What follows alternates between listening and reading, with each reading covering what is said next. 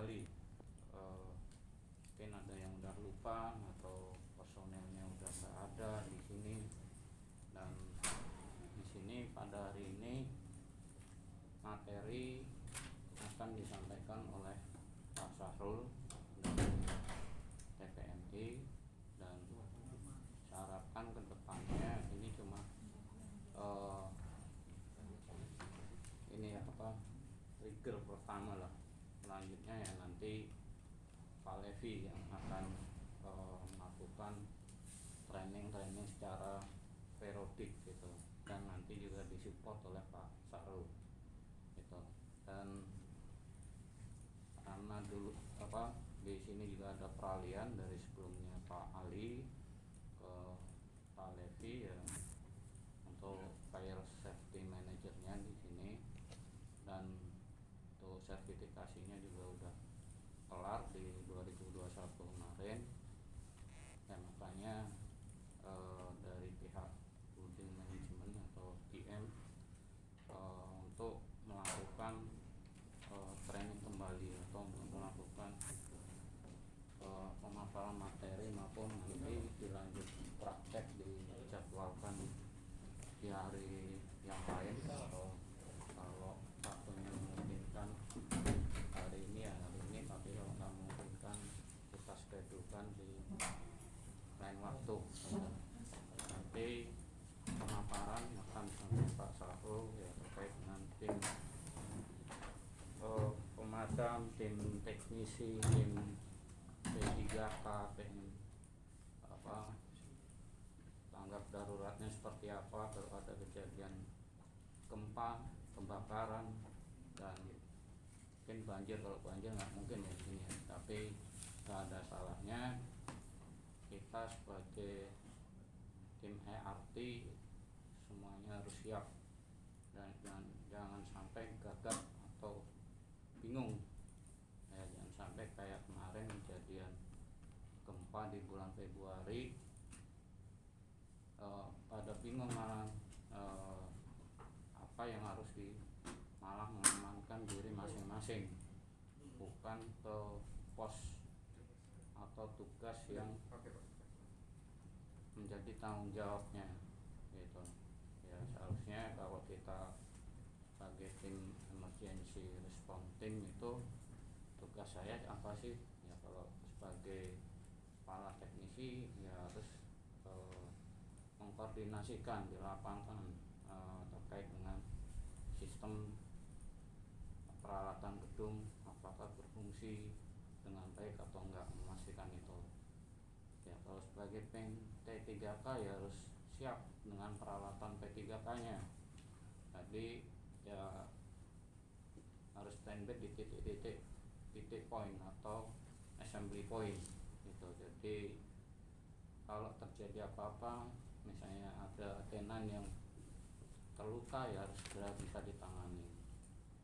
Nah, seakan dengan pelatihan ini nanti kalau ada kejadian yang sifatnya emergensi pada nggak gagap atau bingung apa yang harus dilakukan. Terima kasih, mungkin pengantar dari saya cukup, dan silakan kepada Pak Sahrul untuk menyampaikan materi ini. Terima kasih. Pak Levi bisa kasih pengantar dulu Pak, sambil saya berakhir. Oke, selamat pagi semuanya. Ya, tadi sedikit banyaknya sudah disampaikan dari Pak Eko ya. Jadi kita mengadakan training hari ini ya. Tadi apa yang disampaikan Pak Eko cuma mengingatkan kembali ya. Jadi mungkin di sebagian kita ini sudah pernah ya, dulu ingat namanya fire drill ya. Fire drill itu artinya simulasi. Simulasi itu seolah-olah seperti ada yang kebakaran di gedung, tapi di situ akan beberapa tim akan melakukan tugasnya masing-masing pada saat fire drill itu ya. Ya, apa yang tadi disampaikan Pak Eko juga masalah gempa kemarin juga ya. Mungkin kita kita belum ada respon pada saat itu. Jadi di sini kita hanya mengingatkan, ya, berdiskusi, ya, mungkin ada nanti masukan dari teman-teman, ya, apa yang disampaikan dari Pak Sahrul tadi mungkin ada yang kurang jelas, ada yang perlu tambahan. Nanti disinilah tugas kita, ya. Jadi ini ada beberapa ini kan kita udah buat ya struktur, mungkin di security sama di HK juga udah ditempel, ya. Di sini juga ada nama-namanya.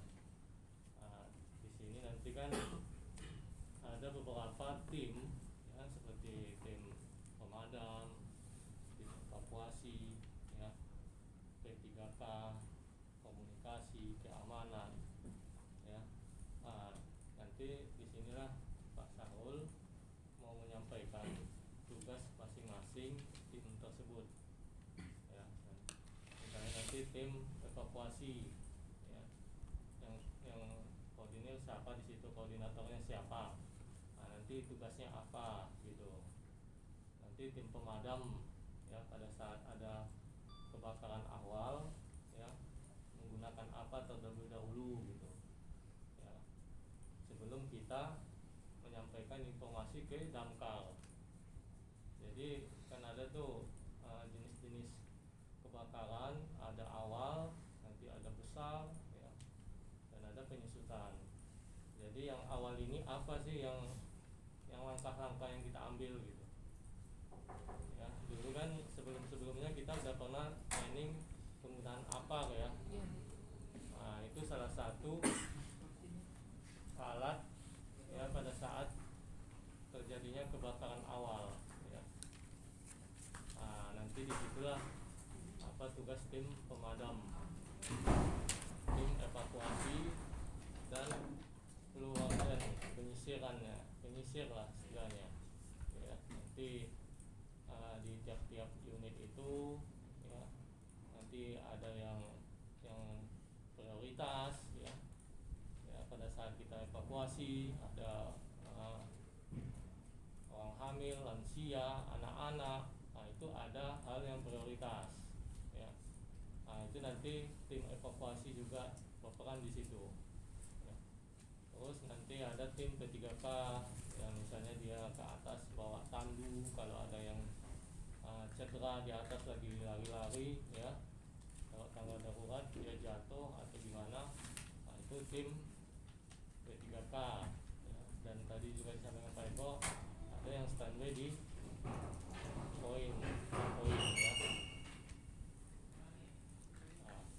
Nanti tim komunikasi ada, yaitu nanti dia gimana komunikasi kepada rumah sakit, ya, untuk bantuan, ya, ada mobil ambulan di situ nanti, terus ke pihak damkar, ya, ke kepolisian, keamanan.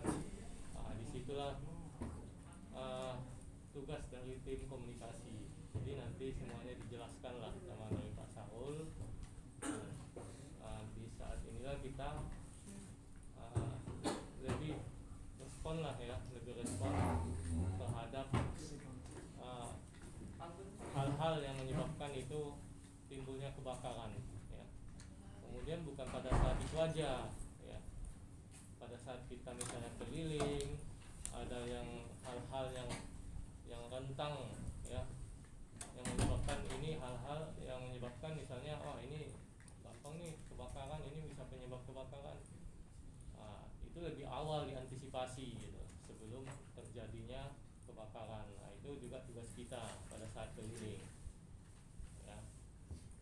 Misalnya ada kontraktor juga yang kerja, gitu kan, dia menggunakan alat apa yang dapat menimbulkan kebakaran, ya, yang dapat memicu terjadinya nyala api. Itu juga tugas dari struktur ini, MKKB ini, ya, IRT ini. Jadi IRT ini satu kesatuan, jadi namanya MKKB, yaitu Manajemen Keselamatan Kebakaran Gedung. Jadi bagian dari MKKB itu ada IRT namanya, ya.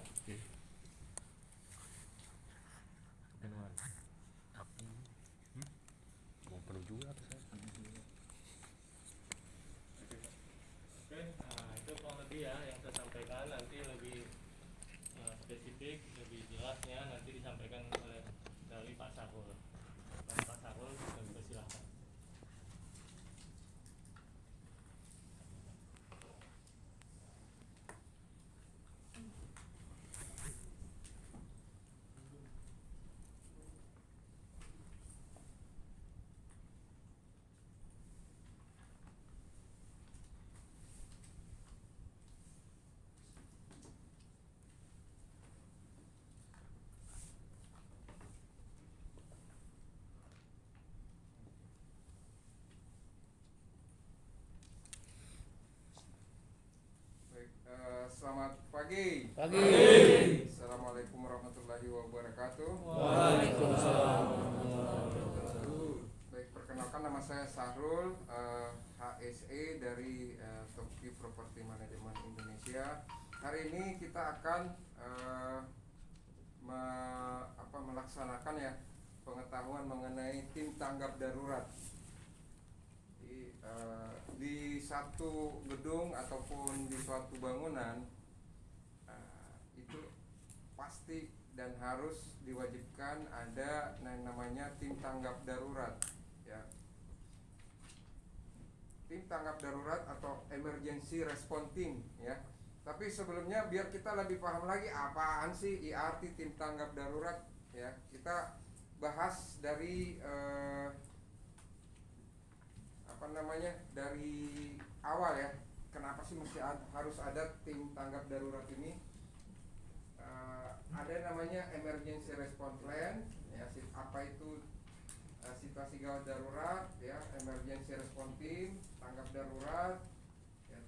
Tanggap darurat di sini ada beberapa skenario yang saya sudah tulis, tapi kita akan bahas lebih lanjut lagi. Tujuannya untuk memberikan pengetahuan pemahaman kepada peserta pelatihan mengenai situasi gawat darurat di tempat kerja dan bisa menjalankan tanggap darurat di tempat kerja.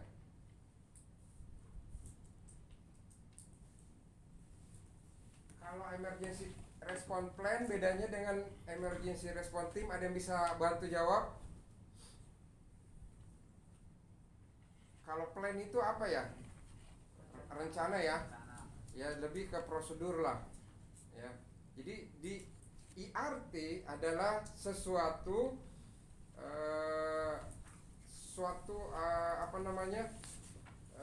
prosedur yang berada di dalam rencana prosedur tadi. Jadi IRT ada di ERP ya. Jadi seperti itu. Emergency response plan, rencana tanggap darurat ya. Kita membuat prosedur ketika terjadi kegawat daruratan ya. Ya, di dalamnya bagaimana caranya kita menyiapkan tim-tim yang kita membentuk satu tim, kita membuat flow bagaimana hierarkinya ketika terjadi, pada saat terjadi sebenarnya tim tanggap darurat tadi yang sudah kita bentuk dibagi-bagi lagi apa fungsinya. Jadi tim fire ya, tim tim penyisir ya, ada namanya quick response, nanti akan kita bahas lagi. Baik, yang harus kita pahami, apa sih keadaan darurat itu? Biasanya kalau ada yang gawat-gawat, sirene berbunyi ya. Nah, contoh kalau ada sirene berbunyi berarti ada apa tuh? Biasanya apa? Ada kejadian apa nih? Ada kebakaran. Berarti ini tergolong keadaan darurat ya? Kebakaran ya? Kenapa kita kategorikan keadaan darurat? Bisa menyebabkan korban jiwa ya, bisa menyebabkan musnahnya properti ya, material. Betul nggak? Betul. Nah, jadi darurat dong. Apalagi yang keadaan darurat selain kebakaran? Kalau sirene ataupun alarm berbunyi, biasanya ada apa? Asap panas, Gempa bumi. Itu jadi selain kebakaran, ternyata keadaan darurat itu bukan hanya kebakaran aja, ya. Pokoknya yang berbau-bau darurat, ya, kejadian yang berbau darurat, kita golongkan emergency situation, ya. Jadi kalau alarm berbunyi belum tentu kebakaran, tapi sebagian besar alarm berbunyi itu karena ada asap ya, ataupun deteksi deteksi dini untuk pencegahan kebakaran. Tapi tidak semuanya alarm berbunyi ya, ataupun keadaan darurat itu kebakaran. Bisa saja gempa bumi, betul ya? Selain gempa bumi kebakaran apa lagi? Banjir. Apa lagi? Kompor meleduk. Ya, kompor meleduk teh kebakaran ya.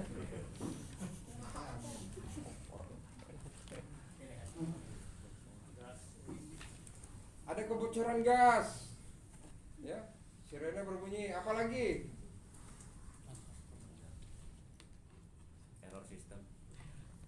Error sistem. Daruratnya apa nih? Jalan pompa ya. Adanya error system ini Pak. Jadi keadaan darurat itu tergantung ya dari contohnya saya ada gedung ini di pinggir laut Pak. Ya, kalau tsunami ya artinya itu keadaan darurat dong ya. Jadi keadaan darurat masing-masing tempat itu beda-beda loh. Tapi kebanyakan sama. Contoh kita tinggal di atas gunung, bahaya longsor. Bisa saja kita mengkategorikan bahwa gedung kita ini rawan keadaan darurat longsor. Maksudnya kita itu bikin prosedurnya untuk siap-siap. Kalau terjadi longsor nanti kita mau ngapain? Ya longsor aja, nggak begitu.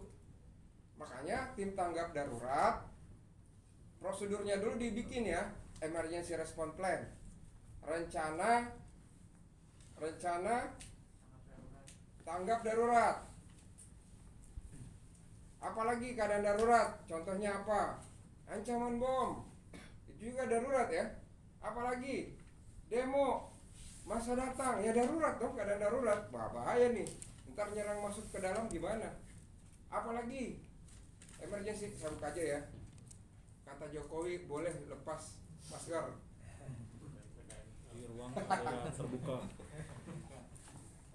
Kemudian apalagi yang jadi keadaan darurat? Orang hamil. Daruratnya di mana Pak, orang hamil Pak?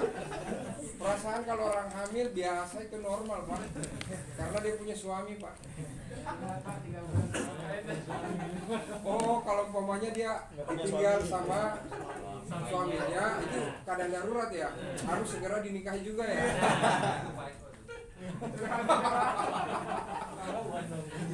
Santai aja ya Pak ya, kita biar masuk.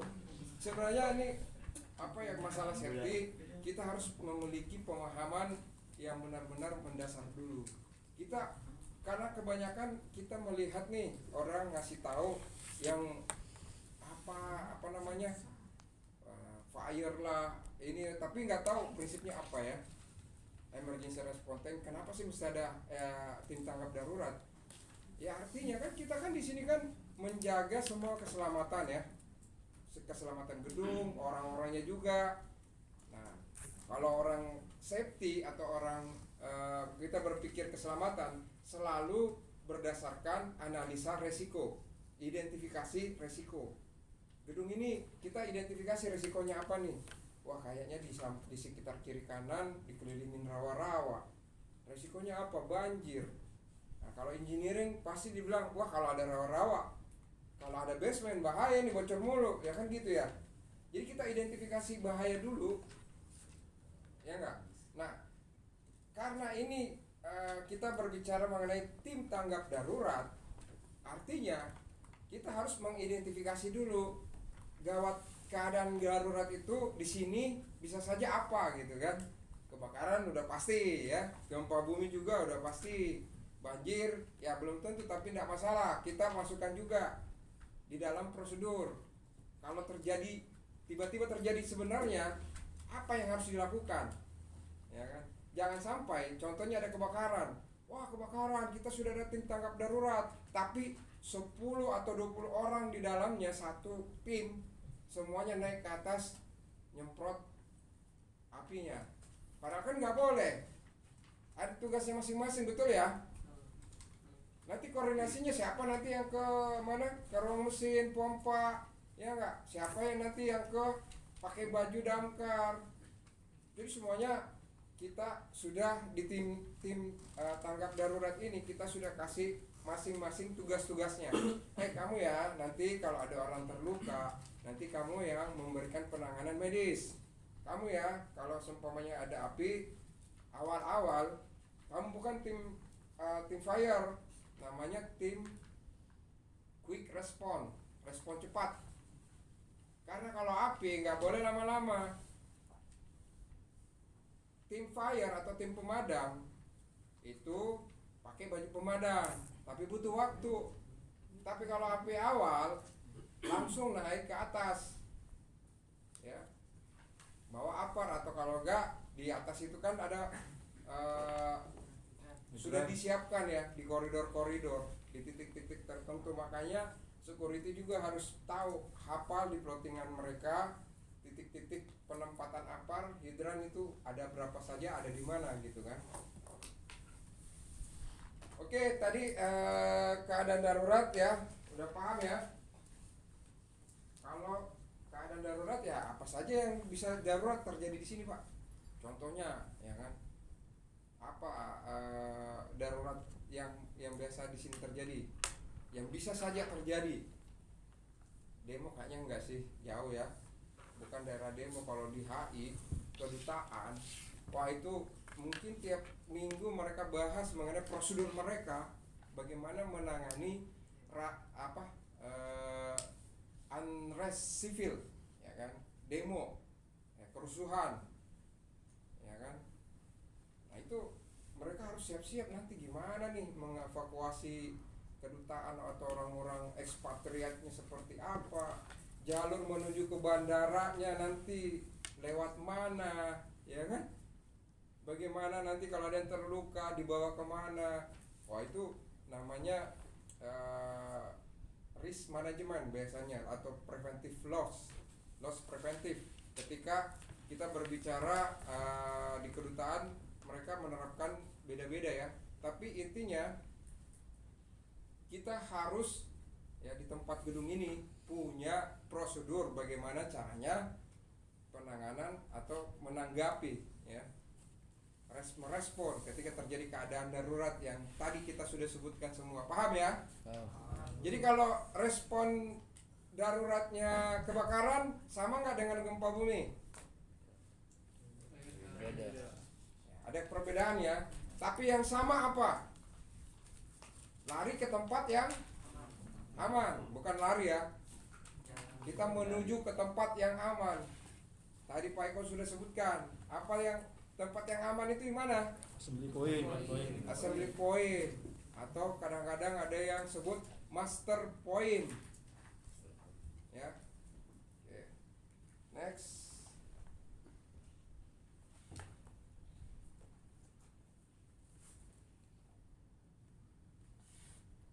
Acuan antisipasi ini tadi yang saya bilang, ada prosedurnya dong, ada acuannya. Jangan sampai salah-salah ya. Ntar sudah dikasih tahu nih, kalau seumpamanya terjadi kebakaran ya, gate ditutup semua, benar gak sih? Betul. Betul ya. Betul. Terus mobil-mobil atau motor-motor tidak ada yang boleh keluar. Tapi rata-rata kan orang tamu, penghuni, ya tamu lah kalau di office ya, pasti wah ada kebakaran, ayo pulang cepet gitu ya. Langsung dia ke basement parking atau masuk ke mobil, langsung ambil motor, langsung pergi keluar. Nah, security di sini punya peran untuk memastikan tidak ada kendaraan yang jalan, ya kan? Nggak ada yang keluar. Kalau di Ion Mall itu langsung ada auto shutternya, jadi pintunya langsung ditutup, kendaraan nggak ada yang keluar. Nah, itu bagus tuh. Kalau di sini tempat parkirnya nggak ada seperti itu. Nggak ada ya? Di basement ada auto shutter. Itu fungsinya untuk api, ya, untuk mengisolasi api juga. Itu bagus. Dan juga memastikan ada personil yang memastikan tidak ada kendaraan yang mau keluar. Paham ya? Tujuannya apa? Ada yang tahu nggak? membahayakan orang lain. Apalagi Untuk menghambat dan tidak Menghambat. menghambat. tidak menghambat, betul, tidak menghambat. Terus apa lagi? Ya, tidak ada kecelakaan ya. Biar nggak ada kecelakaan, orang tertabrak atau apa ya. Waduh, bikin ribet aja. Apalagi Pak Cip? Apalagi? Kenapa harus tidak boleh ada kendaraan yang keluar? Ini seru nih. Sebenarnya kalau masalah yang safety emergency drill ini ya, kita anggap itu kalau dibilang mau gampang-gampang Pak. Tapi kalau mau detail Pak. Benar gak sih? Apalagi beda gedung beda-beda juga kan Pak Eko ya. Iya, kalau kita mau kasih ribet bisa Pak Lepi bisa bikin bagaimana skenario nya ini sangat-sangat rigid atau sangat-sangat super ribet. Tapi kalau mau dibikin gampang Pak. Cuma kalau kita mau keilmuannya, semakin ribet kita semakin banyak tahu. Ya, kadang-kadang kan kita umpamanya contohnya ya, kebakaran di lantai unit, ya kan? Biasanya begitu ya skenario ya. Bagaimana kalau ada kebakaran di unit? Wah, udah tuh tim tanggap daruratnya itu semuanya ada waktunya kan. Oh, pertama yang mana dulu yang jalan nih, quick response ngapain, ya kan? Terus yang bagian di FCC-nya di fire control-nya ya, seperti apa, tiktokannya kayak gimana, udah jalan tuh. Tapi gimana kalau yang terbakar di FCC-nya atau di MCFA-nya? Atau kalau yang siang hari juga lebih gampang. Kalau malam hari bagaimana? Nah, ini detailnya itu lebih banyak. Oke, kembali lagi. Kenapa kendaraan tidak boleh keluar? Lah Pak, bukannya kalau orang keluar lebih aman. Artinya ada orang yang ibaratnya 1, 2 atau 10 orang yang keluar, artinya kita selamat kan? Kenapa kita larang-larang Pak? Kayaknya nggak masuk akal nih gitu kan?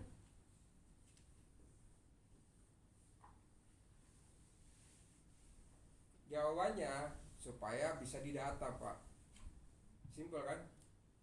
Kan kita kasih di assembly point atau di master point, ketika semua sudah evakuasi ya, ada petugasnya kan yang mendata, mencatat, oh ini tenan dari mana, dari unit mana gitu kan.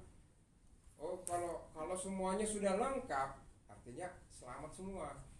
Kan sudah di tempat master point atau di assembly point, sudah di tempat aman. Orang kan menuju ke situ semua. Ya kan? Keluar juga ya selamat juga sih, tapi keperluannya Pak jangan keluar dulu maksudnya gitu ya, supaya kita bisa mendata. Tujuannya apa kita data? Waduh, Pak Lepi masih belum ada. Nah, umpamanya Pak Eko bilang sudah lengkap semua ya di data kan, Pak Lepi belum. Nah, artinya dia di mana tadi? Ada di WC, lagi ngapain? Lagi boker. Wah, nggak tahu dia ternyata ada kebakaran. Maksudnya di sini biar Pak Levi bisa disisir, dievakuasi, dicari ya, diselamatkan gitu loh. Tujuannya itu ya, paham ya?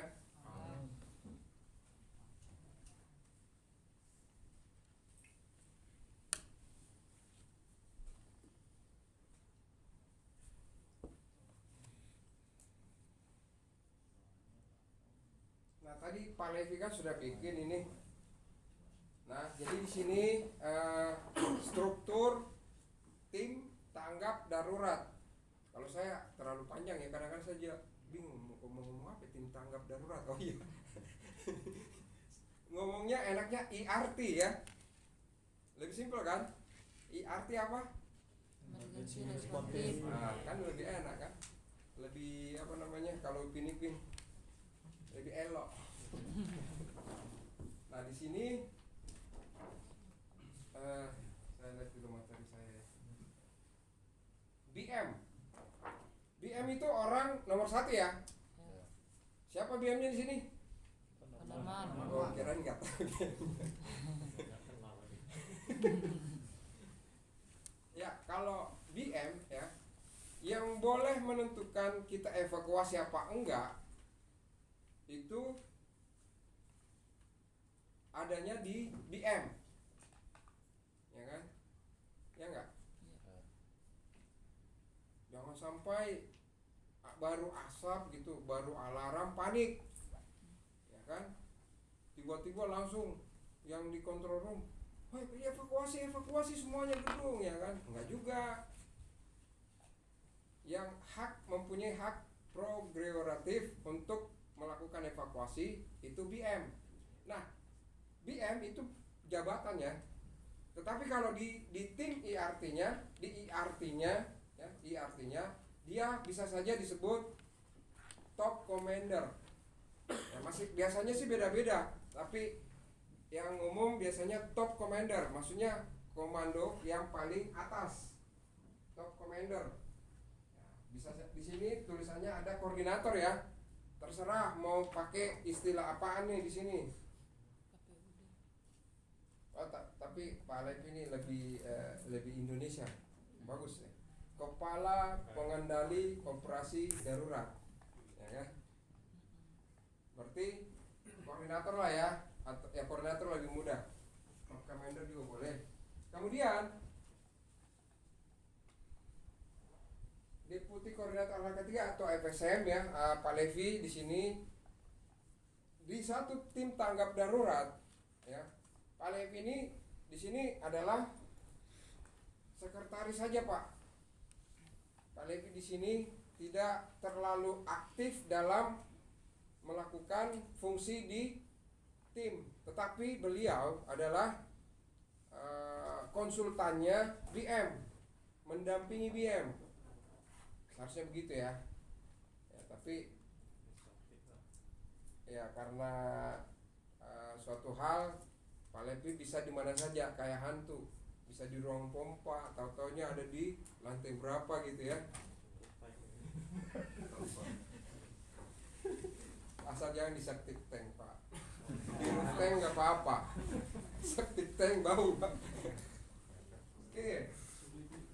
Apalagi yang biasanya kita kategorikan nih di di IRT ini. Apa IRT?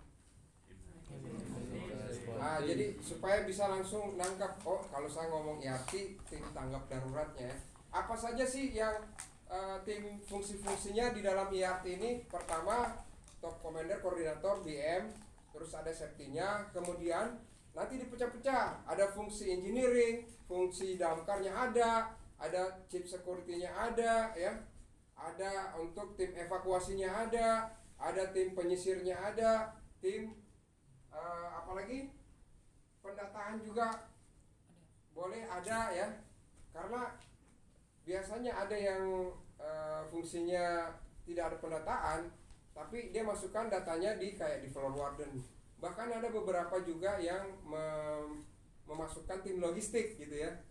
Ya kalau masih drill, tim logistik ini nyiapin ya kayak tajil-tajil gini gitu kan. Kan gitu ya.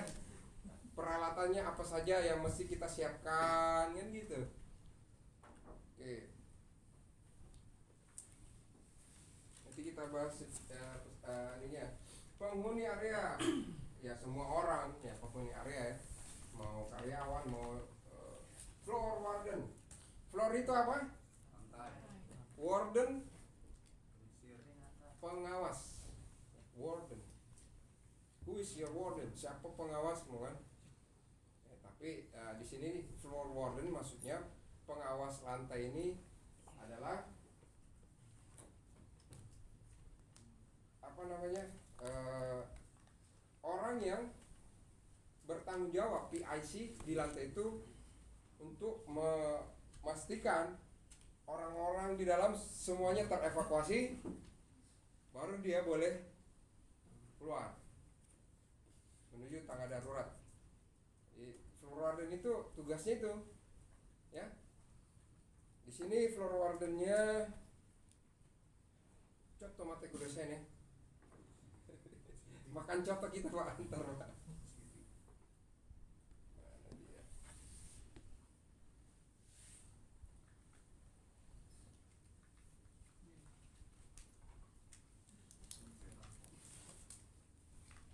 Ini masuk di tim ini ya Pak ya, tim penyisir ya. warden itu kalau seumpamanya di gedung kantoran, umpamanya di lantai 8 ya, ada tenan contohnya perusahaan Pertamina. Nah, di Pertamina sendiri punya floor warden ya, memastikan karyawan Pertamina itu dia mendata semuanya sudah terevakuasi. Sedangkan di manajemen building juga punya floor warden yang ditunjuk untuk mengawasi lantai tersebut. Biasanya housekeeping ya, karena kita terbatas ya orang-orangnya ya. Housekeeping ya yang ditunjuk, kamu nanti manpowernya nanti dilihat lagi Pak. Oh, lantainya ada 100, karyawan cuman ada 20.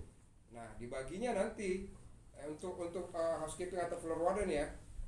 Siapapun itu floor warden 20, lantai ada 100, artinya satu dapatnya berapa itu? 5 ya. Nah, artinya dia jadi floor warden bertugas di 5 lantai untuk memastikan seluruhnya itu yang penghuni semuanya keluar. Ya, kalau seumpamanya sudah keluar semua, nanti dia bikin tanda sudah terevakuasi, ditutup. Ibaratnya udah tim penyisir nggak usah cari lagi. Tapi nggak apa-apa kalau ada info, ada yang di assembly point bilang, wah di lantai itu masih ada Pak begini-begini, nggak apa-apa disisir lagi. Tapi minimal ini bisa suatu penanda bahwa di lantai tersebut, di 5 lantai tersebut yang dijaga sama satu floor warden tadi sudah dipastikan terevakuasi semua. Ya, jadi floor warden nggak boleh evakuasi sebelum memastikan semuanya terevakuasi ya. Nah, dulu saya ingat Pak, ada security Pak. Ya, saya di lantai paling atas, gempa bumi, wah goyang banget, ya kan? Yang CEO-nya ya, presiden direktur kita malah ya, masih aja di dalam ruangannya. Orang-orang juga kalau kelihatannya, padahal ini gempanya luar biasa loh. Ya, berasa sekali, apalagi kalau gempa itu paling berasa kalau kita berada di atas ya. Kalau pernah ngerasain dulu ada di mana, gedung mana gitu pas gempa ya, getaran. Itu paling berasa. Security-nya malah dia duluan yang kabur. Ya. Nah, ini luar biasa floor warden-nya. Ya. Floor warden juga dia ditunjuknya gitu kan. Tapi memang Pak, kalau kita berbicara gawat darurat ya, berbicara darurat, kadang-kadang kita sudah ya bikin prosedurnya ya, udah latihan, tapi kalau sudah terjadi sebenarnya ya bisa blank ya, bisa apa ya, tidak sesuai dengan prosedur. Tetapi minimal kalau kita sudah seperti ini, itu meningkatkan kemungkinan bahwa kita tidak panik ya, bisa menjalankan prosedur dengan baik. Satuan pengaman ya, fungsi untuk bertugas menjaga keamanan dan ketertiban ya.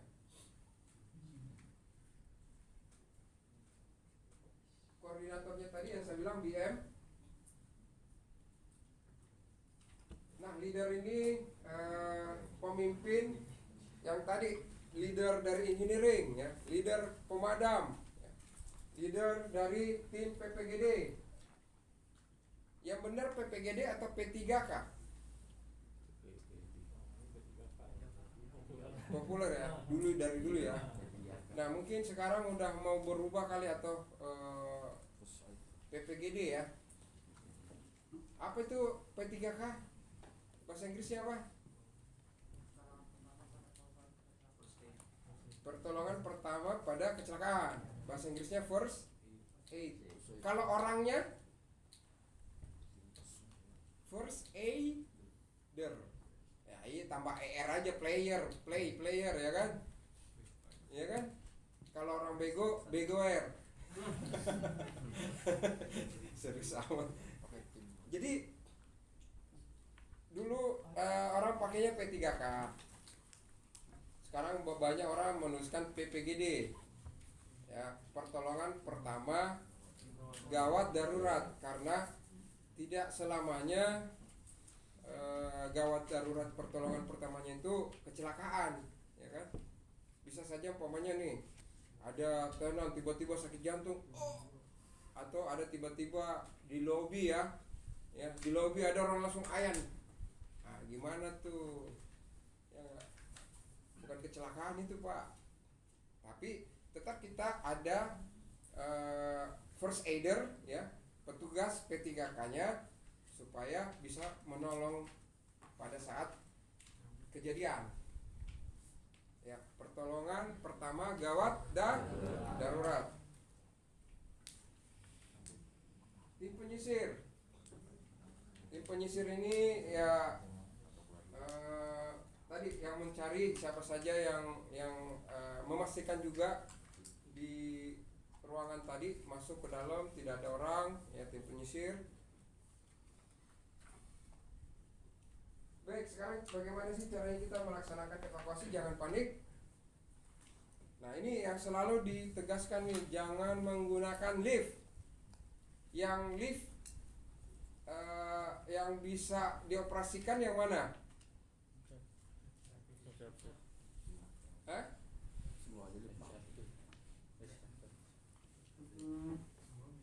Semuanya bisa digunakan Pak. Maksudnya kan kita larang nih, kalau ada kebakaran, ada gempa bumi, ada keadaan emergensi, semua lift mati Pak. semua lift mati. Kita Terus emergency exit.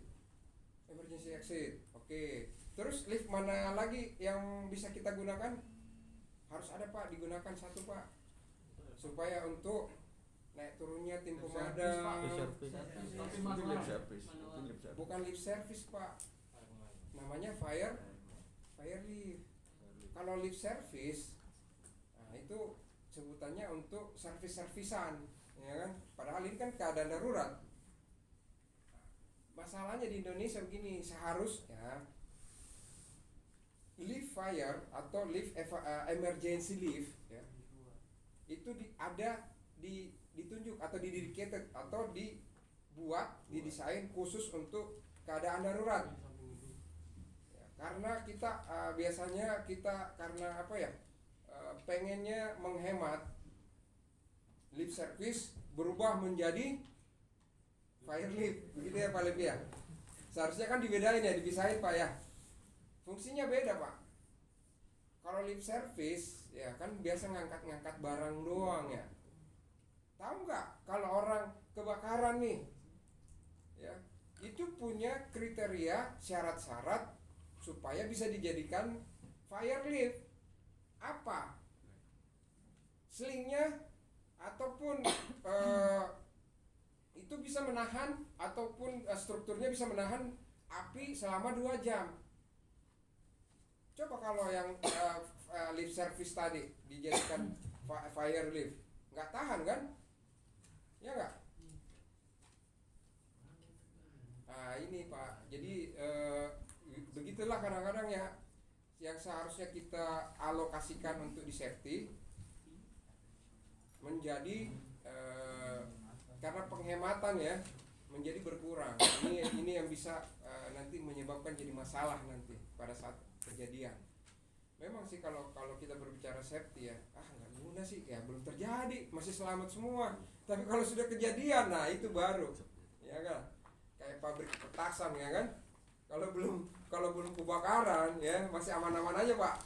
Tapi kalau udah kebakaran, meledak, bambu mati, kebakar, orang sampai gosong gitu, nah, panik semuanya dari jajaran RT RW kelurahan sampai gubernur pada turun semua. Gitu. Itu safety ya. Biasanya dipandang enteng. Kejadian baru. Nah, kita kalau orang luar mindsetnya, kalau kita mau untung, jalankan safety. Ya. Kalau orang Indonesia, ngapain sih safety? Pengeluaran tambahan kan gitu ya. Padahal orang yang mindsetnya bagus ya, mau benefit mau profit ya jalankan safety. Next, tadi yang dijelaskan sama Pak Levi ya, berjalan dengan cepat dan teratur, jangan lari ya. Jangan lari berarti bagaimana dong? Jalan cepat. Kayak gimana? Jalan cepat. Jalan cepat lah ya.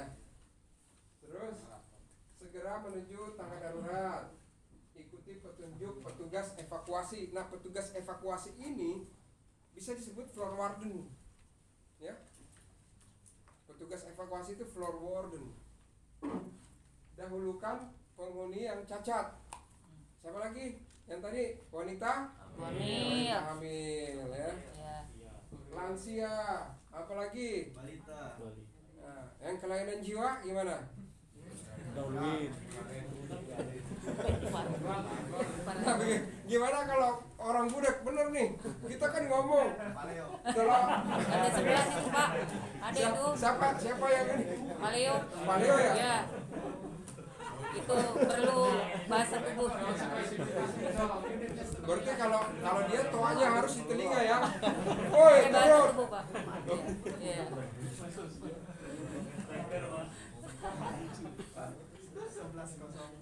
Dalam kantornya itu. Biar tahu nanti keluarganya. Kemudian bantu tamu yang kurang mengetahui sebelum beduk. Ya. Lepaskan sepatu yang berhak tinggi. Ya kan? Seperti yang kayak iklannya Mentos kan, patah dipatahin lagi kan. Iya, iya. Pendataan jumlah geser. Nah, ini kalau kebakaran, lampu nyala apa enggak? Umpamanya saya tinggal di atas nih, kebakaran, alarm nih, oh kan? Perhatian, telah terjadi, ya kan? Keadaan darurat, diharapkan segera evakuasi. Aduh itu. Nah, di lantai-lantai itu lampunya nyala apa enggak ya? Nyala lampu emergency. Ada lampu emergency. Ada lampu emergency. Nah, itu lampu emergency dia itu tidak terkoneksi dengan listrik ya. Nah, itu standarnya berapa lux?